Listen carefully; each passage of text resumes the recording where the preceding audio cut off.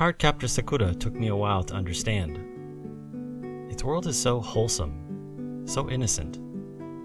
After watching several episodes, I thought it was a show where nothing bad happened. This kind of led me to believe that the show wouldn't ever really hold much impact, as there were no stakes. No loss, no life-changing injury, no death. But I was very wrong. Cardcaptor Sakura is about a girl named Sakura who must capture a series of magical cards called Cloud Cards. She is helped by Keroberos, a guardian for the Cloud Cards, Tomoyo, an ordinary girl who seems to be in love and a little bit obsessed with Sakura, Shaoran, a boy with magical powers from Hong Kong, who initially believes that he should be the one collecting the Cloud Cards, and Mei Ling Li, an ordinary girl who is Shaoran's cousin and fiancé from Hong Kong. As silly as it sounds, I had trouble dissociating the world of Cardcaptor Sakura from reality. There were so many instances where I was concerned for Sakura's safety or well-being. There's a scene where a high school student that Sakura has a crush on takes her out on a date. And another scene where an old man Sakura doesn't know invites her in for tea. But it became clear that there are no predators and there is no abuse in Cardcaptor Sakura's world. The feelings that people have for each other, regardless of their age, and the situations they find themselves in are meant to be wholeheartedly innocent. One of the things that helped me see this was the way in which the characters on the series refer to death. On several occasions, characters reference people who have died not by saying that they are dead, but that they are in heaven. もういないんだよ。ずいぶん前に天国へ行ってしまった。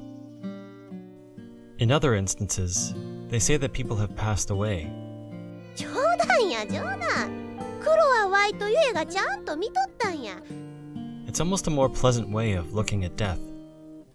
In the world of Cardcaptor Sakura, death itself is not necessarily a painful loss, but a peaceful, natural journey at the end of one's life. In fact, sometimes the way death is discussed on the show is quite beautiful.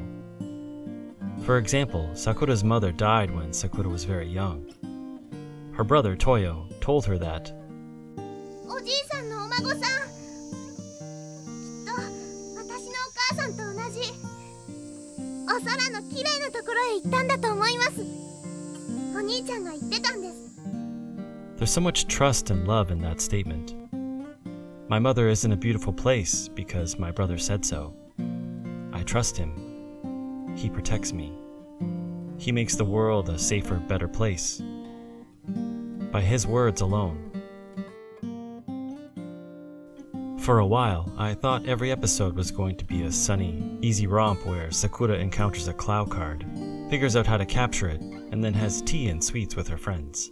おいしくできたら誰かに食べてもらいたいよね。And then Shaoran ended his relationship with Mei Ling. じゃ、婚約解消だね。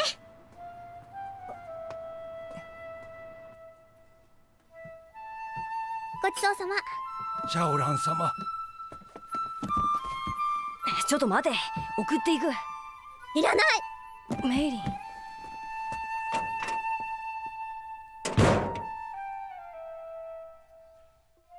This scene really affected me, and I didn't understand why at first. When Mei Ling first appears, she's almost unlikable. She's loud, abrasive, obnoxious, and she doesn't really help much. But over the course of the series, she mellows. She even stops being antagonistic towards Sakura and Tomoyo and becomes friends with them. When Shaoran comes to Japan from Hong Kong, Mei Ling follows him because she loves him. In her mind, she is certain that one day she will marry him. So she treats him with the same care she would a future husband. Always there to stand up for him, to try to defend him, even when she can't. To her, Shaoran is the most important thing in her life, her whole world. So when she realizes Shaoran has feelings for someone else, she not only loses him, she loses a part of herself. It was a different moment unlike any other on the show, and at first seemed out of place. But instead, I think it revealed what Cardcaptor Sakura is really about. Feelings.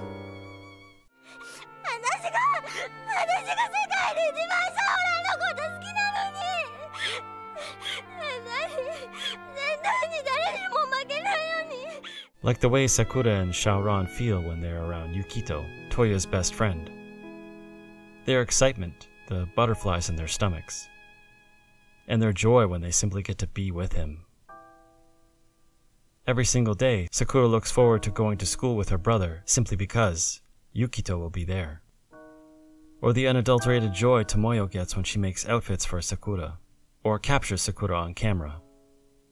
Or the way Toyo spends the majority of his time teasing Sakura, but then is wholeheartedly protective of her when she's sick or in danger. Or when Toya sacrifices his own magical power for Yukito, the person that he loves. Yuki, もしユキが弁当を持っててな、それを食おうとしたとき、腹減って死にそうになった俺がやってきたら、その弁当どうする？トヤに全部渡す。俺もそうしただけだ。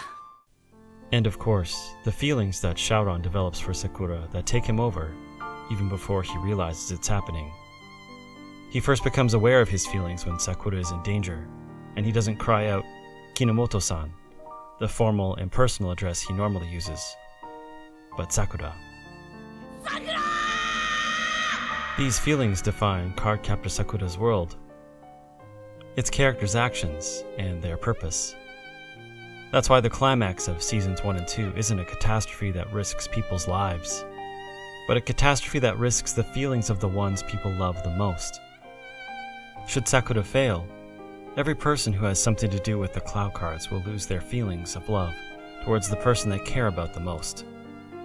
Briefly, we see this inert world through Sakura's eyes.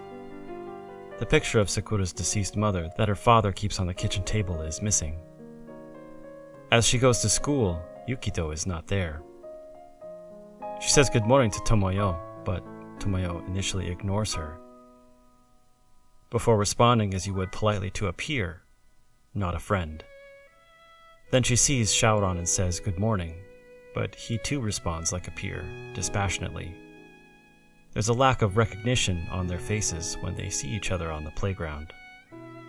And when Sakura goes home, she sees Tomoyo briefly, but proceeds alone. Cardcaptor Sakura is not a story about magic, but a story about feeling. The love we feel for the people around us, the way it feels when we're with them, and the debilitating emotions we experience when they're lost. It's a show that recognizes that the most important thing is not fighting battles. It's who we're fighting battles alongside. That reminds us to follow our hearts, find the people we love the most, and tell them how we feel. Because the only thing more important than the love in our hearts is sharing it with the person we care about the most.